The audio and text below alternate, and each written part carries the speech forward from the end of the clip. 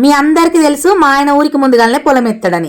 మొన్న యాసంగిలు ఇంకా పొలం కోయనే లేదు, వానాకాలంలో ఏం విత్తనాలు వేయాలని ఆలోచిస్తుండు. ఈ మధ్యన సింగర్ ఝాన్సీ సురేష్ ఫార్మర్ వీడియోలు చూసి మనం కూడా అవే విత్తనాలు వేద్దామన్నాడు.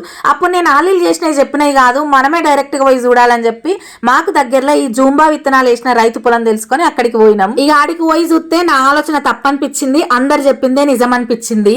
చూసుడే కాదు, ఆ పంట వేసిన రైతుతోటి కూడా మాట్లాడము. ఆయన చెప్పిన విషయాలు ఏంటి అంటే, పిలకలు బాగా వచ్చి గంట మంచిగా వస్తుంది, రోగాలను తట్టుకుంది, వరిగొల్క కూడా పెద్ద ఉంది, ఎండాకాలంలో వచ్చిన గాలి దుమారాలను చెడగొట్టు వానల్ని కూడా తట్టుకొని నిలబడ్డది, గింజ గట్టిగా ఆటగానే ఉంటుంది, ఐకేపీలో కూడా ఎక్కువ బరువు దుగుతుంది. ఇదివరకు ఎప్పుడు మా పొలం ఇట్లా లేదు, వానాకాలంలో కూడా ఇవే ఇత్తనాలు వేసినాము, ఎకరాకు 33 క్వింటాలు వెళ్ళినాయి, ఇప్పుడు ఏషంగిలో కూడా 35 మీద వెళ్తాయని అనుకుంటున్నా అని చెప్పిండు.